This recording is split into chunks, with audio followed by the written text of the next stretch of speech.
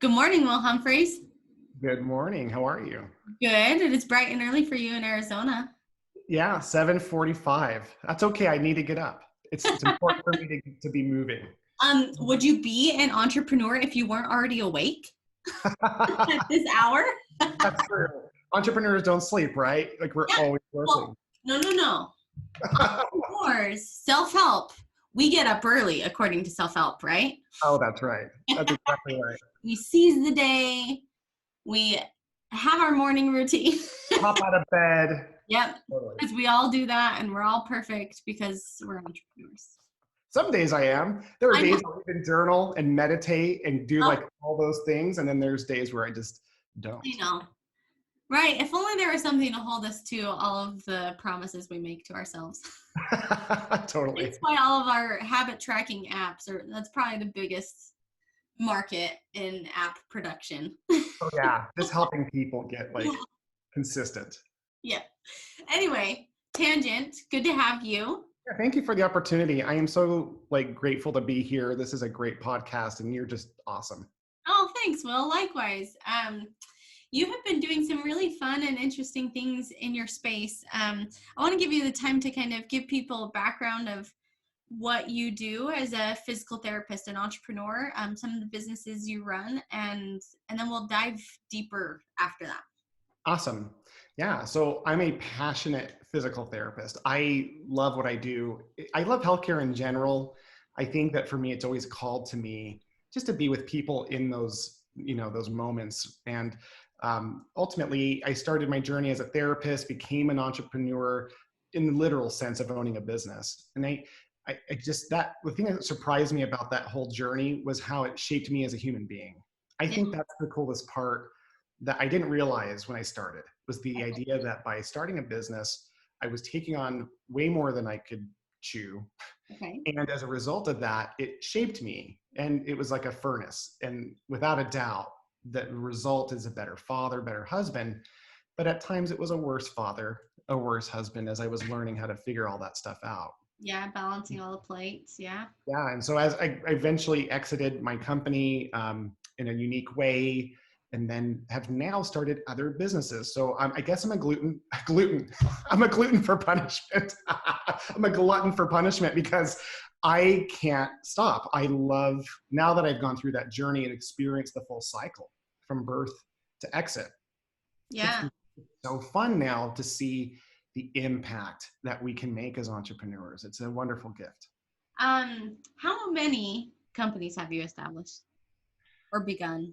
Or Well, I mean, if we're including like real estate holdings and that kind of stuff, I think the number of LLCs I have active right now is 8. wow. Yeah. Um, I feel like, and this might be a bit of a tangent, but a big thing with especially first time entrepreneurship is getting over our risk aversion. Does Yeah. it get easier? No.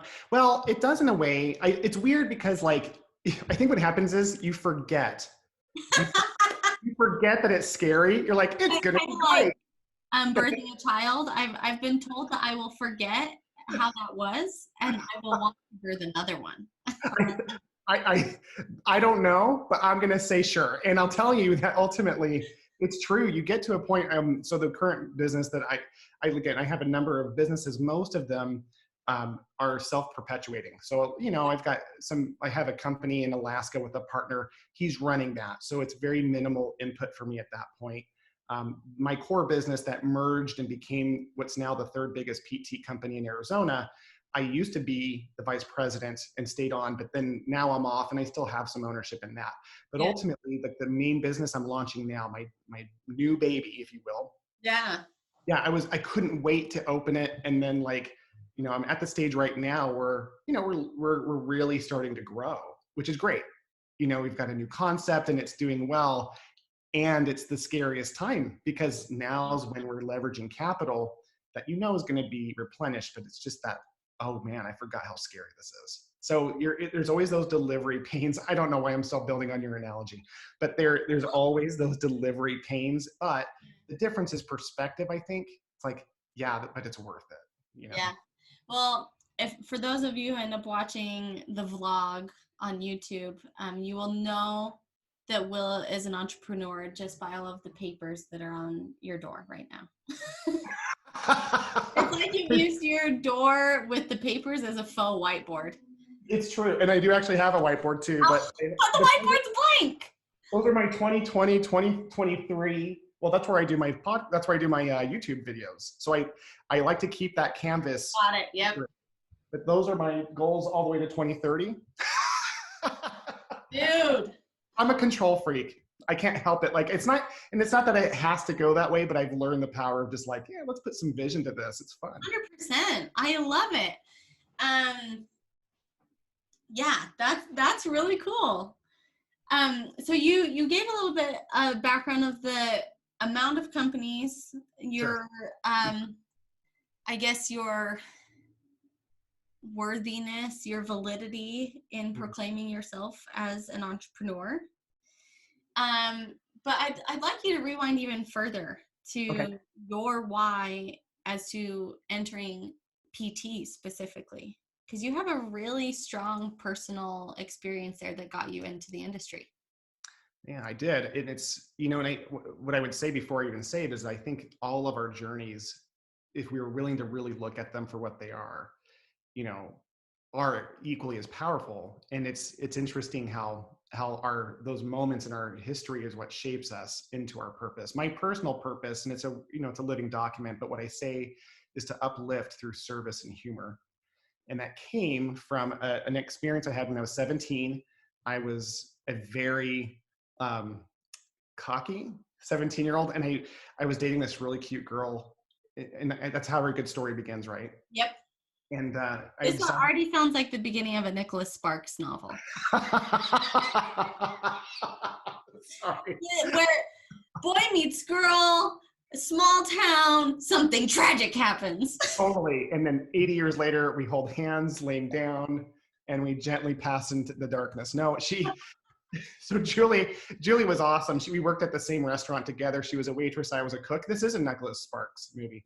And I took her mountain climbing, and I really wanted to show off, so I didn't use ropes. And it was a Friday the 13th. Naturally.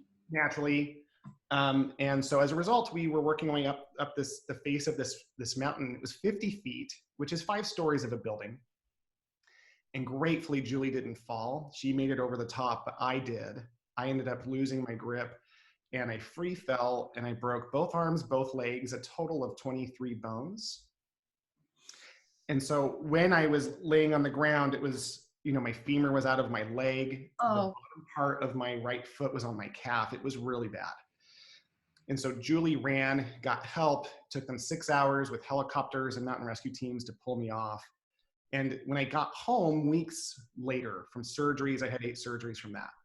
When I got home, I was filled with metal, and there was a knock at the door, and in came Connie Clemens. And Connie, what I realize now is that she saw the world a little bit differently than most.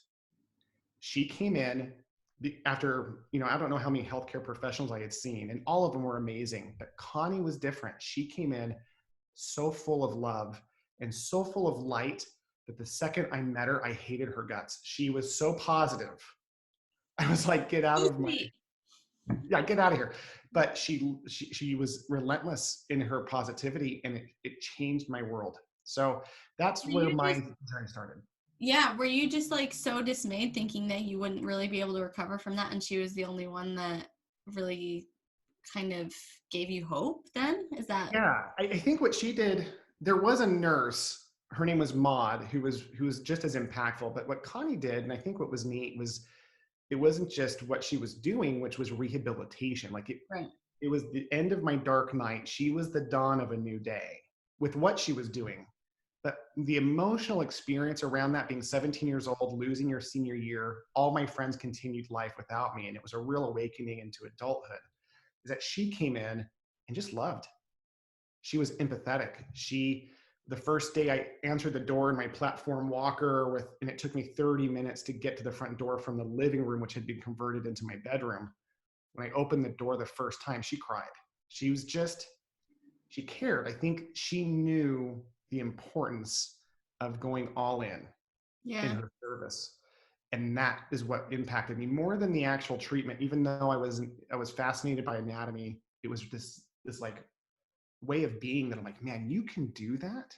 Yeah. You can actually do that. All these other people have had an opportunity, but she was the one who really like cared for me. Yeah. That is really powerful. I mean, I'd read a bit of your story before, but here, like, I get really squeamish. Yeah. So hearing you say those Sorry. specific, no, it's fine. As a PT, I tend to go into detail. I'm like, and then I get like the chills and jitters, and I like have to look away at certain things. yeah. But it's interesting because like not only did your interaction with her spark or inspire maybe this pursuit of your current career, but I would argue too, like, and I don't know, I'd love your thoughts on this, whether you saw this from the beginning or didn't really see it until you really began to be an entrepreneur, exited that company, that whole process. But it is so much more profitable, wise, financially even, not just like, let's morals aside, Yeah. whatever, business wise, it is more beneficial for you to be kind. More, it will impact your bottom line more to be kind. And I don't know if you noticed that with her entering your life and being that light, and then also providing you with this fabulous service, that characteristic of hers probably helped her retain clients. Whether, I'm not saying there was any ulterior motive there, but rather highlighting the fact that in a world where we can, especially as entrepreneurs, feel the need to be dog eat dog, business sharks, if you're not first, you're last, sort of mentality, that rather the opposite is far more beneficial to us. I love how you said that, by the way. What's really powerful about what you said is that it aligns with one of my primary messages now that I'm later in my career, which is that profitability should always be our focus. And I think that, especially in healthcare, as I know that with the many listeners of this podcast, there's different industries. Healthcare providers struggle with that relationship between like money and why they're doing it. And what we need to recognize as entrepreneurs is that profitability is always the focus. But we have to understand what profitability means. Yeah. What profitability really means is about understanding where the value is. That's profitability. So we can be financially profitable, which means that we've gotten more than what we've invested in. But that same concept applies in relationships. It applies in ourselves. How do we invest in ourselves? We were talking about morning routines. Richard Branson, the number one thing he says that he's done to make him successful is exercise. Now, he kite surfs off his island every morning, which, for me, not that at all. But I will tell you, if I did that, I think I'd be successful too. I know. If I had an island, I think that'd be great. But it's one of those things where truly, it's like, where's the value? And really, Connie, I think she was organic in that. And she didn't own her business. She worked for a company, but she thought like an entrepreneur because she knew what was valuable and where the profitability was. And as you said, the money was the byproduct of it, right? Yeah. Like those things go together. And I loved how you talked about competition. The most successful people I know don't look at competition as dog eat dog. It's like, no, we can all win. Let's grow the pie instead of fight over the pieces we cut. Well, and I'm actually reading right now, it's a rather old book, Built to Last, classic on entrepreneurship. And they're going through story after story of these companies that have lasted decade after decade. And they told a story about Johnson & Johnson's recall of Tylenol due to tampering with their product after they'd made it. They had nothing to do with this. Someone had put cyanide in some bottles that ended up getting distributed in Chicago. Nationwide, they recalled. And I can't even remember their competitors, partner company, who is the parent company of Excedrin, similar thing happened in Colorado, and they only recalled those in Colorado, and the different impacts it had on both of those brands. Johnson and Johnson is a household name. It is. And I am blanking on the parent company of Excedrin, which kind of just paints that point, right? Right. Yeah.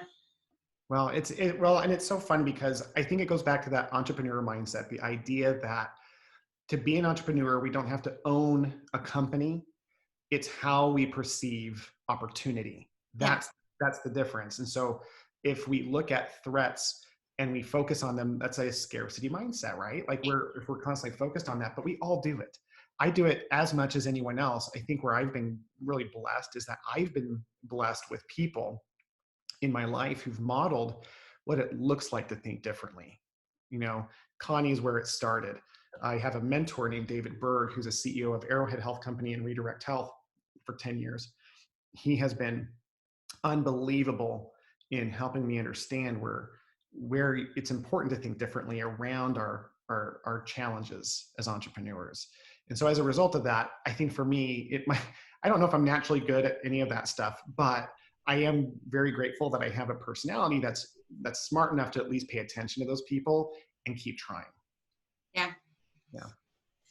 Yeah, I think those are really good examples there.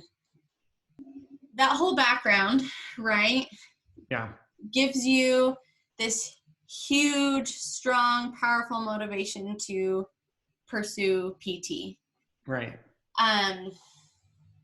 Talk to us a little bit about your entrance into your field and things you did before maybe gaining the book definition of entrepreneur, and then how you became the book definition of entrepreneur.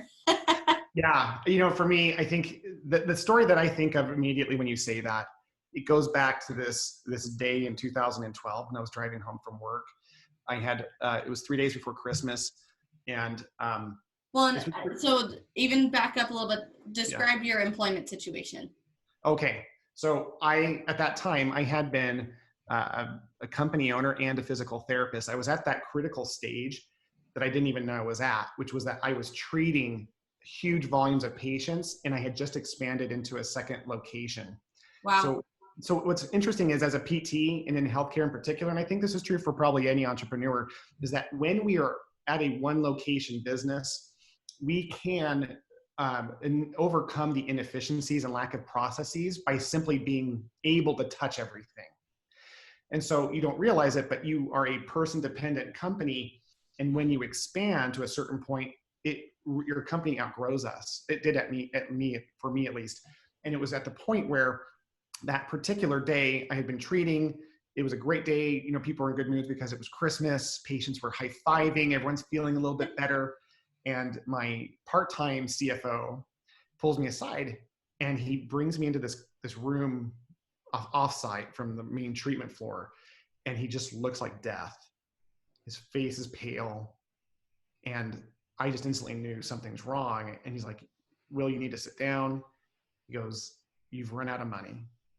You tapped out all of your lines of credit, and you've got $20,000 in bills that are due right now, and you have $5,000 in the bank. Like, which bills do you want to pay?"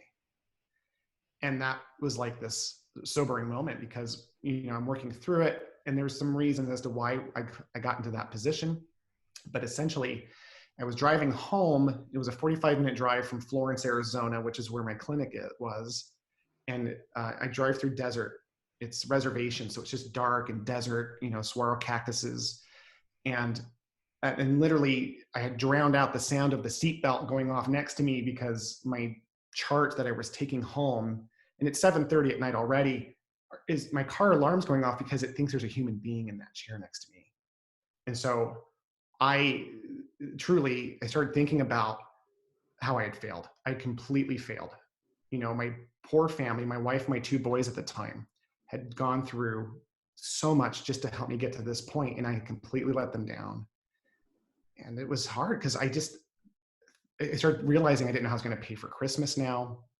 I realized I didn't know how I was going to make payroll in a week. And so I'll never forget this. There was a moment where I grabbed my steering wheel and I just screamed as loud as I could. I like all that frustration. And in that moment is when I realized no matter how much I knew about doing the actual care of my business, it would never make up for what I didn't understand about leadership and finance. Yeah. And so gratefully, my wife, when I saw her, she was loving, but she'd also been used to it. That's the other thing I think maybe some entrepreneurs might relate to, is that our families, who are our biggest support, they're used to this kind of cycle of up and down. And I'll never forget, my oldest son came up to me and he's like, "Hey, Dad, you want to play Skylanders? I just got a Skylander toy." He was 8 at the time. And I was like, "No, buddy, Daddy's not feeling well. I need to go lay down, you know?" And as I'm walking away, he's like, "I hope you feel better, Daddy. I'm sorry that you're sick again." And it was again, and it echoed. And that night I couldn't sleep. I just laid there and stared at the ceiling and just pondered more of the deeper questions, like, why am I doing this? What's the point? And is this really worth it to put my family and myself through this? So you asked me what the non-textbook version of entrepreneurship looked like for me. And that's probably the most clear example of my low point. That's probably rock bottom for me. I don't even know what to say after that.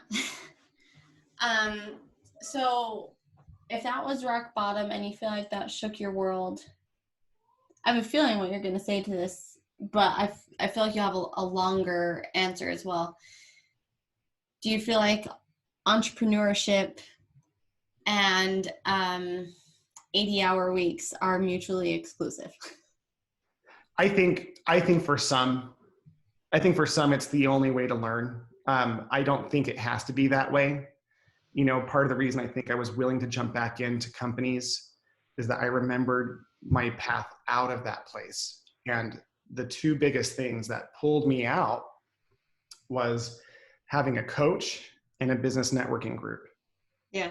Hands down. I started looking for help. I mean, it's like anything else in life. I think we're put on this earth to struggle so we can grow. And Yeah. the way we grow is through helping each other. It goes back to Connie, who literally lifted me up. I had others in my world, and I started investing. I ended up spending over the course of the next 6 years hundreds of thousands of dollars on coaching because it became such a clear path to profitability. I would invest more money than I was comfortable with, but then the return was greater financial profits, which related to greater freedom. And I learned that profitability unlocks possibility. Ooh, say that again. Profitability unlocks possibility. And in that phraseology, um, are you using profitability the way you did earlier in the conversation, where it's not just monetary profitability, or are you, say that again? Sorry, most definitely. You know, it's the only resource we truly have is time. Yeah. How are we investing that? And I'm sure everyone you've had on this podcast talks about routines, right? Morning routines, night routines, work flows. But there's a reason for that. It's because it's how we're choosing to invest. But the thing that I think we forget, it's not just what we're investing in, it's who we're being while we're investing, right? Like I can go write in my journal for 5 minutes because supposedly the outcome is that it's going to help me wire my brain in a way to release negative energy and get focused. But if I'm doing it as a task and I'm checking the box, I won't be consistent with it, right? And consistent isn't perfection, like we were joking about at the beginning. But if who I'm being is someone who truly wants to tap into my potential from a place of service, because I get what Connie got and saw the world a little bit differently, that I matter in this world, that I make a difference when I can serve, then and only then can I show up from a place of who I'm being is powerful. And that's where we've developed profits. And when we have profits, again, like for me, profitability on a personal level is energy, it's joy, right? It's connection. And then profitability financially, they go hand in hand. And the more of those two things we have, the more we can unlock like some of the craziest things. Like if I had known that day in 2012, what I just experienced last year, I would have never hesitated on how difficult that situation was. Yeah, I believe it. Man. lots of good stories. And in fact, I dug up an article on you that, I mean, given the two main ones that you've told, right? Right. Titled "Adversity Will Shape Your Life," and that seems to be kind of maybe your mantra or the drum you're beating. Yeah, it's not, I think what's interesting about that is that that's not in and of itself unique, but what I've come to learn is that what makes it unique for me is just my personal journey with it. What makes it unique for you is your personal journey. When we look back and we look at our history, what we're really exploring is our purpose. It's those painful moments that reveal why we exist. Yeah. And where we should go if we really want to determine what our next steps are. As I coach people and business owners all the time, they're always like, I don't know what to do. Like, that's not the question. The question is, what's in your history that's informing you about who you're? 100%. Yeah. Yeah. I think that's probably been one of our biggest threads on the podcast is like truly connecting with your why, your passion, your motivator to do what it is that you want to do. Right. Yeah. Yeah, I love that. Yeah.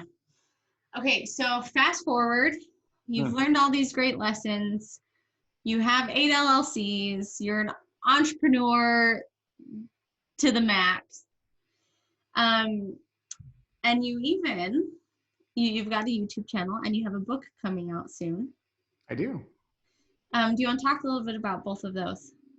Yeah. So the podcast, it will be a podcast eventually, but the YouTube channel where it's starting, it's called The Profitable PT, and it talks about how any of us can be entrepreneurs by thinking a little bit differently. Yeah. And we go into that in depth. But the podcast, I keep calling it a podcast, my YouTube channel is really geared for two subsets of entrepreneurs: early entrepreneurs who in my industry are like new grads and students. And I would say that the information on both of those is applicable to any industry. The other, so that's on Thursdays. On Tuesdays, the podcast is geared towards existing business owners and leaders of companies that maybe they don't own, but they're leaders in. Yeah. And so it's there. I keep them super entrepreneurial, meaning all entrepreneurs are a little ADD, whether they admit it or not. So my videos are 3 to 5 minutes long, and they get right to the point. It's like 7 mistakes that most people make in an interview, the 4 types of employees that you need to have on your team, and you know, how to assess them. They're just really specific bits that I've learned through the hundreds of thousands of dollars of investment, coupled with, you know, the 15 years of experience that I have. Yeah. So the book is really about those concepts, but it's a little bit more, it goes into depth with those stories. It highlights, you know, different events in my life, like when I was investigated by the FBI and suspended from PT school, which is a story for another day. But all of these things were informing me about my purpose now. My purpose now is to inspire, to educate, and entertain entrepreneurs. And I love it. So we're going to get a little bit of a sneak peek into your book, because your 3 takeaways line up with how you wrote the book. Right. Yeah. So the book is called The Profitable PT, and it's all about developing the entrepreneurial mindset. I mentioned early on that I've coached people who own businesses who aren't entrepreneurs. Yeah. In their mindset, as well as those who don't own a company but truly are. And what's the 3 key differentiators I've noticed is the ability to learn, endure, and lead.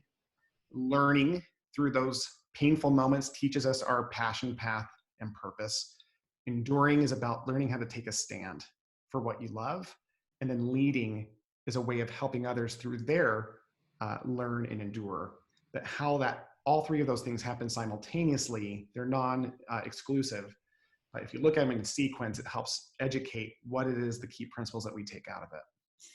Yeah. So today, in terms of those 3 points, what is something an entrepreneur, will go one by one, can do to learn?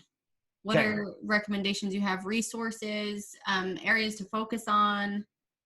So learning is part of, when you look at that part, there's 2 key components. There's the actual mindset piece, which right now with COVID, everyone's experiencing some sort of like trial that's unique. And so oftentimes, And I'll never forget this. This came from one of my favorite books. And what it is that mindset of all suffering is a resistance to what is. All Very suffering. philosophical. Right. So all suffering occurs because we're resisting in some way what's actually true. Yeah. In our world. And so for us, we have three choices. We can learn to like it, right? We can learn to hate it and stay with it, or we can leave it. When we look at that piece of it, it gives us a little bit more insight about our ability to have the choice in the matter. And then the other piece of it goes back into daily routine. There's a number of things we should be doing on a daily basis. I think we look at like reading books and journaling and meditating, and remember what our personal like priorities are. We look at them as these big, expansive things, but the importance of breaking those down into very chewable steps. I've created something called the Smart Start. It's basically a summary of every single coach I've ever worked with. Tim Ferriss is really big on routine, right? He is. So this is the summary for me that breaks it down in such an easy 1 hour experience every morning that it's hard to not be consistent. Awesome. So that's on the learn side. Yep. And then we move to endure.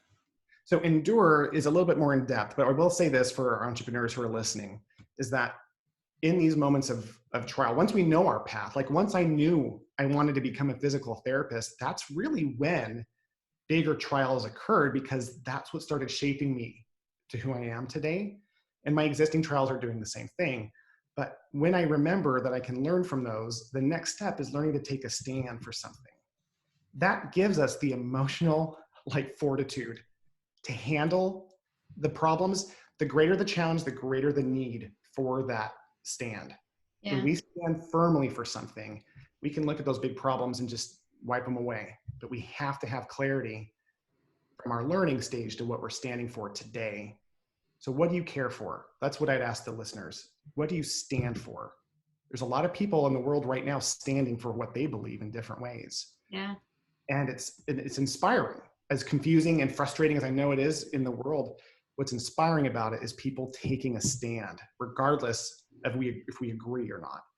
And so what do you stand for in your business? What do you stand for in your home? And are those things different? Right? Shouldn't they be the same? And then lastly, lead. When we get to that place of lead, the thing I just want to say really quick is that day in 2012 when everything went downhill, I called my mentor, David Berg, the next day. He stopped everything he was doing on a Saturday and he spent 8 hours with me at no cost. I wasn't paying David. This was, when you say 2012, this was the instance that began this FBI investigation. Yes. Well, no, this was when I lost all my money. Oh, that story. Okay. So going back, that was the very first story I shared. So for me, it's like, as I lost everything, I called the only guy I knew to help me. He spent all day with me. In the middle of the day, I heard him say to his family, "You guys go on ahead without me." I said, "David, do you need to go with your family? Like, what are you guys doing?" He's like, "Don't worry about it." I found out 6 months later, his family was in Aspen on a ski trip, and he stayed home from his ski trip with me to fix my problems with me. And so leadership is the understanding that as we reinvest in the process for other people as they learn and endure, that's really where we get the most value. David told me later at lunch, he's like, "Man, I promise you what you don't understand is that my next million will come from something that resulted from that day." And it's true. The greatest leaders I know are the greatest servants. Yeah. From a pretty famous book. Right?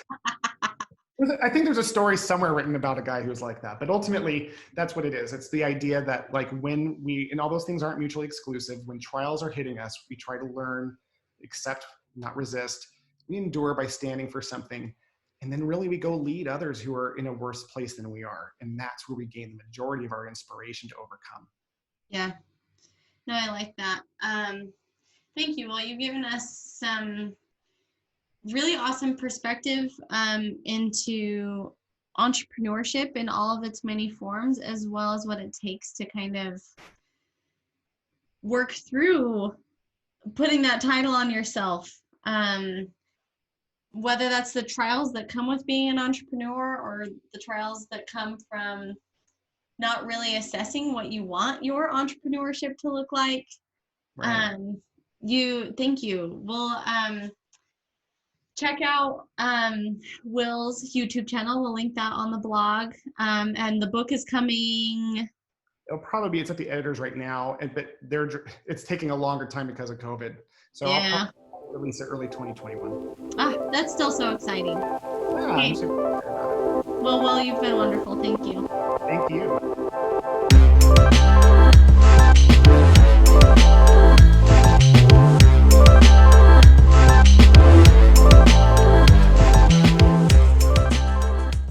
Thanks for listening to that episode of We've Connected.